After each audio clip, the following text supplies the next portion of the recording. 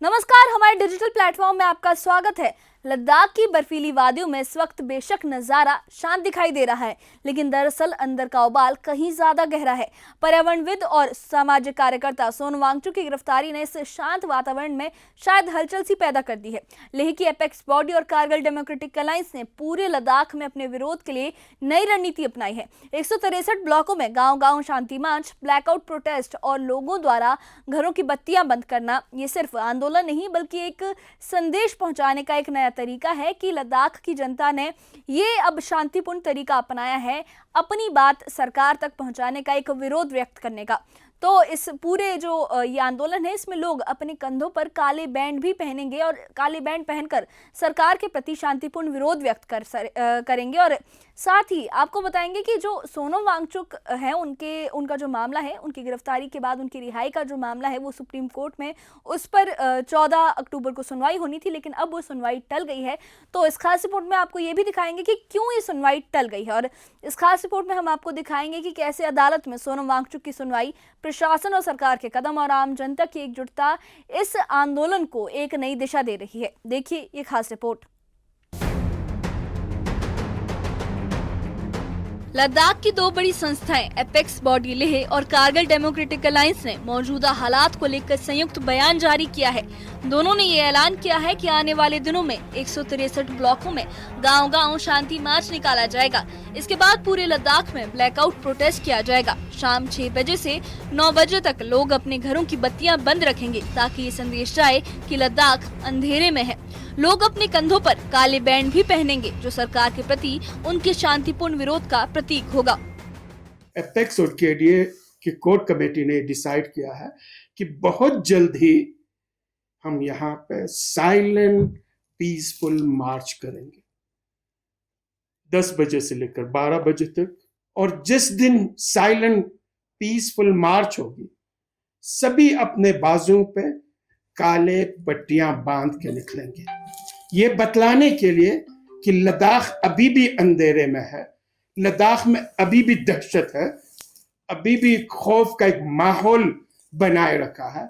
इस चीज को बतलाने के लिए सभी लद्दाखी, लेह के हों या करगिल के हों, लद्दाख के मटाइन, करगिल के मटाइन से लेकर छुशुल तक सारे Ladakhi district headquarter, sub division headquarter, block headquarter पे पीसफुल साइलेंट मार्च करेंगे, अपने डिमांड्स को लेकर मार्च करेंगे।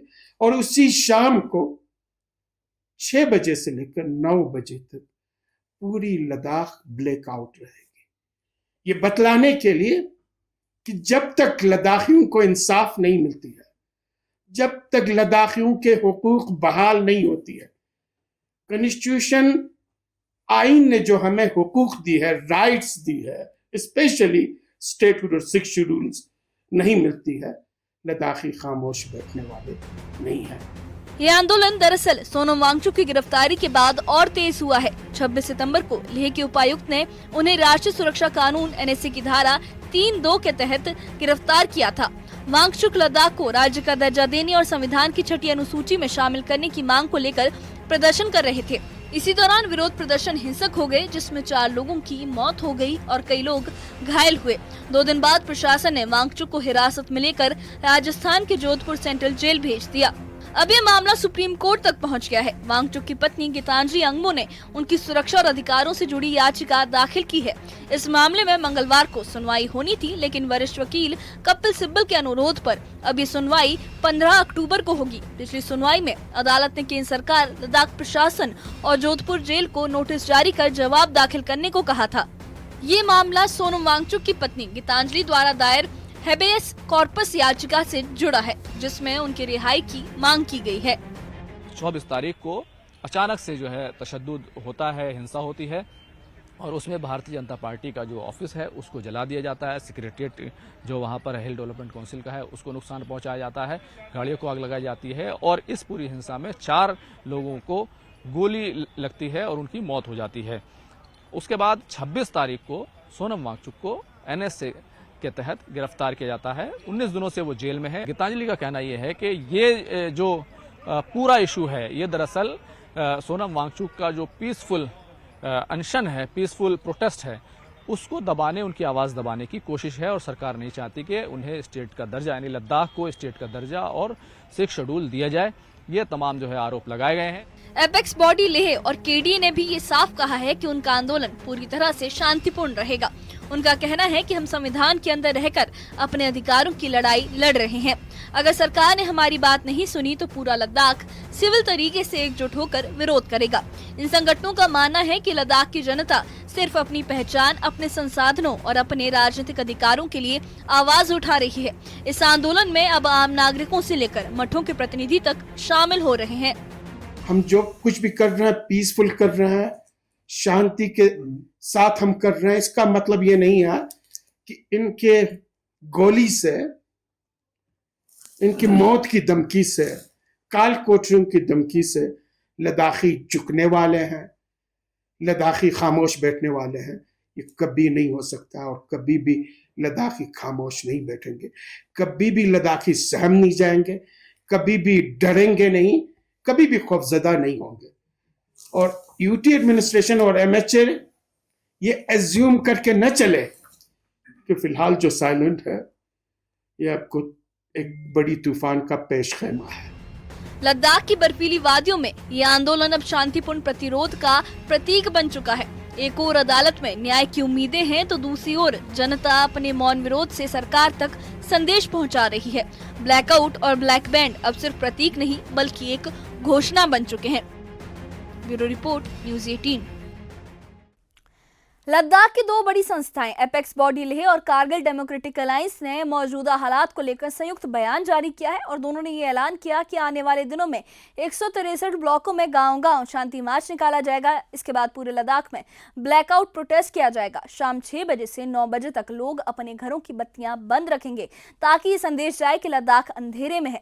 लोग अपने कंधों पर काले बैंड भी पहनेंगे जो सरकार के प्रति उनके शांतिपूर्ण विरोध का प्रतीक होगा। यह आंदोलन दरअसल सोनम वांगचुक की गिरफ्तारी के बाद से और तेज हुआ है। 26 सितंबर को लेह के उपायुक्त ने उन्हें राष्ट्रीय सुरक्षा कानून की धारा 3(2) के तहत गिरफ्तार किया था। वांगचुक लद्दाख को राज्य का दर्जा देने और संविधान की 6ठी अनुसूची में शामिल करने की मांग को लेकर प्रदर्शन कर रहे थे। इसी दौरान विरोध प्रदर्शन हिंसक हो गए जिसमें 4 लोगों की मौत हो गई और कई लोग घायल हुए हैं। 2 दिन बाद प्रशासन ने वांगचुक को हिरासत में लेकर राजस्थान के जोधपुर सेंट्रल जेल भेज दिया। अब यह मामला सुप्रीम कोर्ट तक पहुंच गया है। वांगचुक की पत्नी गीतांजलि आंगमो ने उनकी सुरक्षा और अधिकारों से जुड़ी याचिका दाखिल की थी। अब इस मामले में मंगलवार को सुनवाई होनी थी, लेकिन वरिष्ठ वकील कपिल सिब्बल के अनुरोध पर अब ये सुनवाई 15 अक्टूबर को होगी।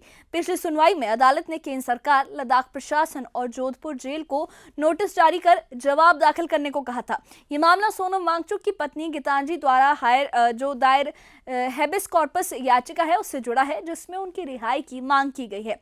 अब एपेक्स बॉडी लेह और केडीए ने भी ये साफ कहा है कि उनका आंदोलन पूरी तरह से शांतिपूर्ण रहेगा। उनका ये कहना है कि हम संविधान के अंदर रहकर अपने अधिकारों की लड़ाई लड़ रहे हैं। अगर सरकार ने हमारी बात नहीं सुनी तो पूरा लद्दाख सिविल तरीके से एकजुट होकर विरोध करेगा।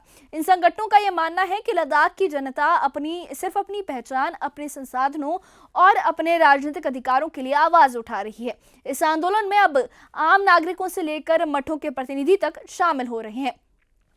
तो लद्दाख की बर्फीली वादियों में ये आंदोलन अब शांतिपूर्ण प्रतिरोध का प्रतीक बन चुका है। एक ओर अदालत में न्याय की उम्मीदें हैं, दूसरी ओर जनता अपने मौन विरोध से सरकार तक संदेश पहुंचाने की कोशिश कर रही है।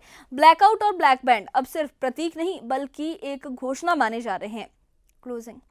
तो लद्दाख की बर्फीली वादियों में ये आंदोलन अब सिर्फ विरोध नहीं माना जा रहा बल्कि शांतिपूर्ण प्रतिरोध का प्रतीक बन चुका है। सुप्रीम कोर्ट में सोनम वांगचुक की सुरक्षा और अधिकारों के लिए दाखिल याचिका, ब्लैकआउट और ब्लैक बैंड के माध्यम से आम जनता का संदेश और एपेक्स बॉडी और केडीए की शांति से भरी रणनीतियां, ये सभी संकेत दे रही हैं कि लद्दाख की जनता अब अपने जो ये उनका आंदोलन है इसको किस तरीके से सरकार के सामने लाने की कोशिश कर रही है, किस तरीके से एक साथ आ गई है। ये आंदोलन अब विरोध का नहीं बल्कि एक संदेश का रूप माना जा रहा है कि लद्दाख की आवाज़ को नज़रअंदाज नहीं किया जा सकता, ऐसा उन लोगों का कहना है। आने वाले दिनों में ये देखना होगा कि सरकार इस चेतावनी को कितनी गंभीरता से लेती है और जनता की उम्मीदों का कितना ख्याल रखती है और इस पर आगे क्या कदम उठाए जाते हैं। लेकिन इस बारे में आपकी क्या राय है, हमें कमेंट बॉक्स में अपनी राय ज़रूर बताइए और इससे जुड़े अपडेट्स के लिए और ऐसी ही खबरों के लिए हमारे चैनल के साथ बने रहिए। हमारे चैनल को सब्सक्राइब करिए। शुक्रिया।